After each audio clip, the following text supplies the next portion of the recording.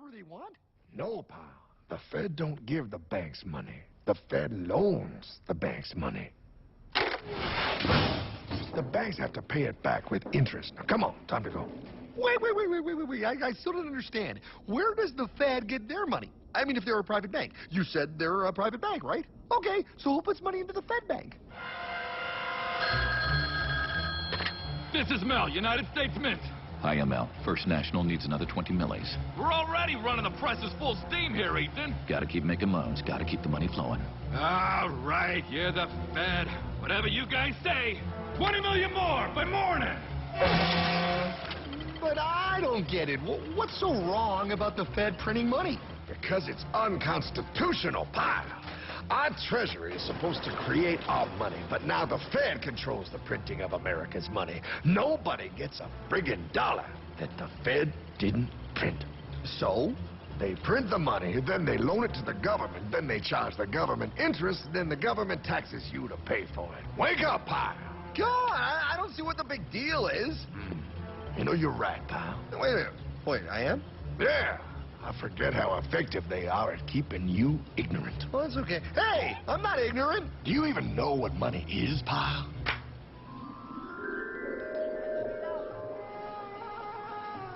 In the long ago, people bartered. They traded things they had for things they wanted. I'll trade you my raspberries for that there pot pie. I don't want your berries. Come on, pal. They're sweet berries. They're not sweet. They're old, and I don't like berries. Give me that pot pie! No. As you can see, this bartering situation created some problems. Then, one day, a goldsmith walked up and said, Now, everybody thinks gold is valuable, so why doesn't everybody trade gold for things they need? A price was set for gold, and now it was very easy to conduct commerce because people could trade gold for all the things they needed. Hartman! Wow, look at all my gold! Hey, stop them! That's my gold! Damn, thieves! Stay there, Pile. I've got a vault and some guards. I can keep your gold safe for you for a small fee. Yeah, sure, that'd be awesome. You see, pal, this is how the first bank made money. There you go, Pile. I owe you 100 gold coins. Okay, great. Come back anytime and redeem your gold when you want it. It'll be right here in my vault. Now you're holding the very first paper money, pal. Wow, this is great. It all makes sense. Oh, that's right. It was good, and everybody started using IOUs because everybody knew the IOU was as good as gold. Wow, this candy is really a good price. 1 IOU. I'm getting some more for later. Hey, wait a minute. It was just 1 IOU. 10 IOUs for chocolate? We can't just raise prices like that. Oh, the Candyman can. Oh, the Candyman can. Wait, that is just frickin' wrong. It's called inflation, pal. It makes your IOUs worth less and less until they are worth nothing. Less bang for the buck. Dollar ain't what it used to be. But I worked hard and I baked all those pot pies. Now I have to work harder to make less? That's not fair. Oh, if you think that's not fair, you're gonna love the next part. What's he doing? How do banks make money, pal? By making more loans? Oh, that's right. He's good. See, he prints more IOUs without any more gold, loans them out for interest, makes a pretty penny, and nobody is the wiser. Unless everybody wanted their gold back at the same time. No. That's my gold. Not anymore. What are you talking about? I'd like to redeem my IOUs, please. Thank you very much. Hey! No! I want my gold back now! Thief! Thief! Gotta love the bank run, bringing people together. See, they all found out he was stealing, made a run on the bank, and demanded their gold. But as you can see, there ain't no gold to get. Hartman! Don't worry, pal. Back in these times, vengeance will be yours. 3 things in this world you don't do. Never mess with another man's woman. Never mess with another man's ego. And most importantly, you never mess with another man's money.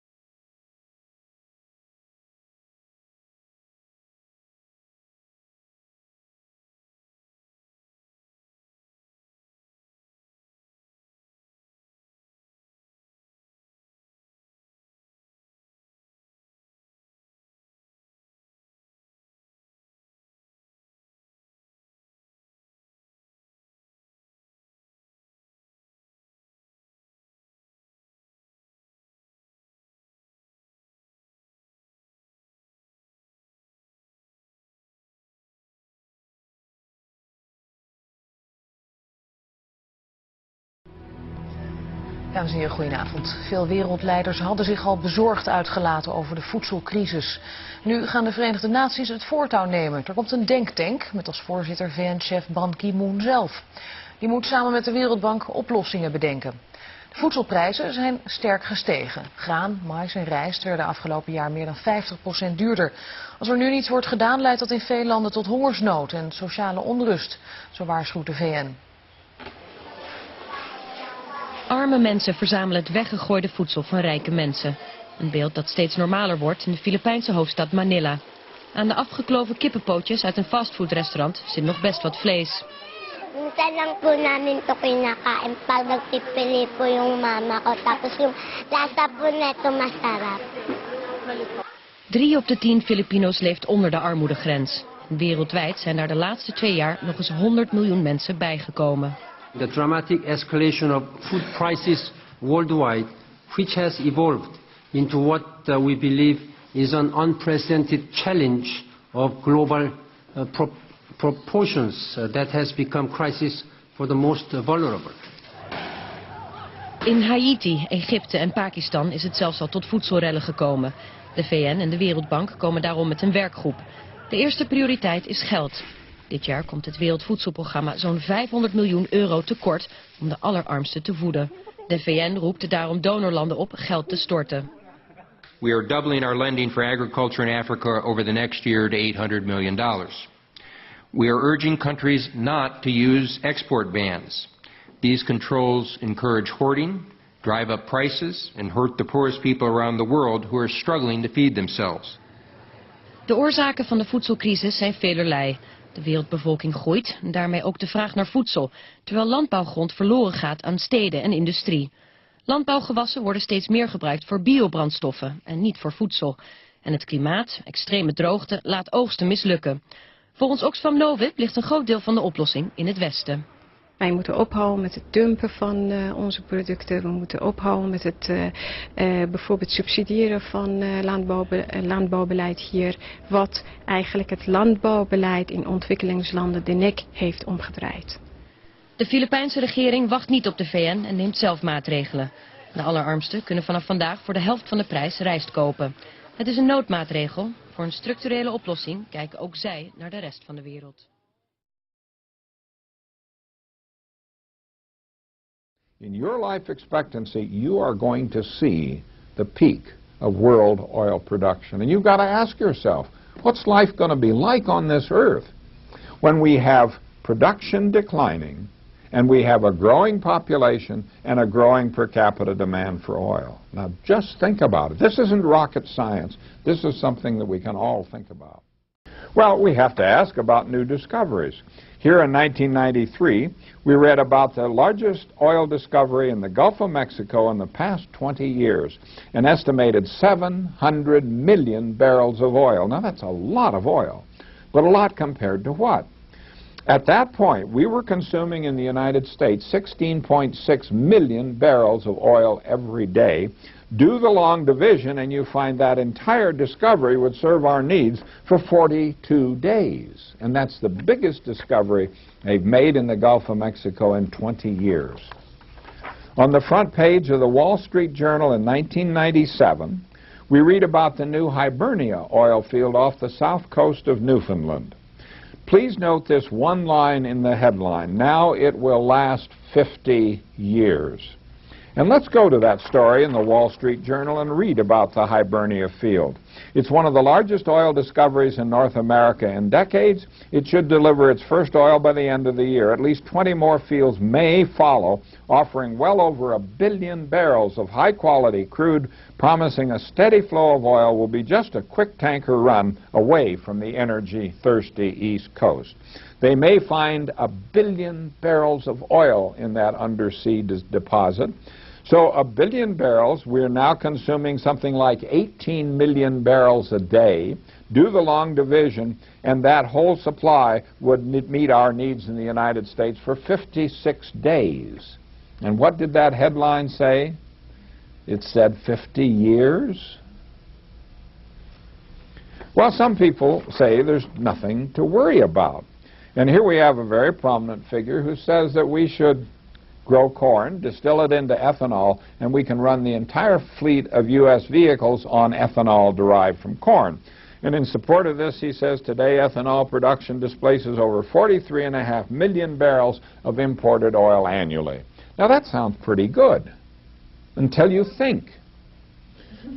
Now the first thing that you have to do is to ask, okay, 43.5 million, what fraction is that of the annual consumption of petroleum in vehicles in the United States? And the answer is it's 1%. You'd have to multiply corn production devoted to ethanol by a factor of 100 just to make the numbers come out right. And I've seen the suggestion that that would take all of the agricultural land in the United States. Now the second problem is it takes diesel fuel to plow the ground to plant the corn. It takes fossil fuels to make the fertilizer to make the corn grow. It takes more diesel fuel to tend the corn and to harvest the corn. It takes more energy to do the distillation. You finally get a gallon of ethanol. You will be lucky if there's as much energy in the gallon of ethanol as it took to produce it. It's a loser. Yet this guy says, don't worry, everything will be all right. Well, there's a lesson here, and the lesson is that we cannot let other people do our thinking for us.